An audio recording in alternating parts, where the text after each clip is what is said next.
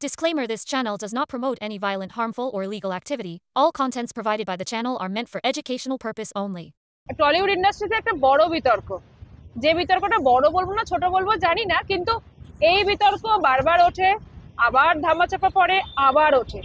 তো সাসপেন্ড করা হয়েছে অরিন্দম শীলকে, কি বলবেন? দেখুন, এরা হচ্ছে অরিন্দম শীল।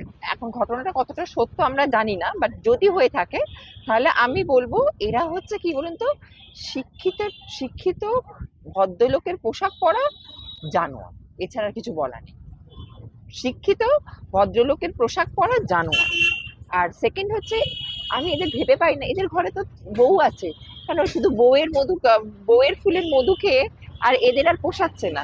বিভিন্ন ডালের মধু খাওয়ার এদের খুব ইচ্ছা না, ওই জন্য এইসব কীর্তি করে বেড়াচ্ছে। লেবু গাছের রস বেশি হয়েছিল, ব্যাস এবার পাবলিক এবার ধরেছে লেবু গাছের রস নিগড়ে দেবে ভালো করে, বুঝবে ঠালা। ছদ্মবেশী নেকড়ে বাঘ যেগুলো রয়েছে, এগুলো ছদ্মবেশী নেকড়ে বাঘ ছাড়া বলার কিছু নেই। এগুলোকে তো তারা এখন কেন বলছে, তাদের তো সঙ্গে সঙ্গে ধরে বার করে আনা উচিত।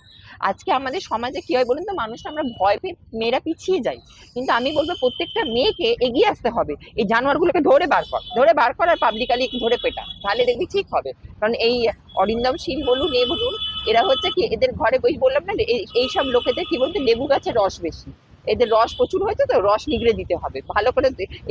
এইসব জানোয়ারগুলোকে ধরবেন, যাদের লেবু গাছের রস বেশি, ধরে আর লেবু গাছের রস নিগড়ে দেবেন, দেখবেন ঠিক হবে।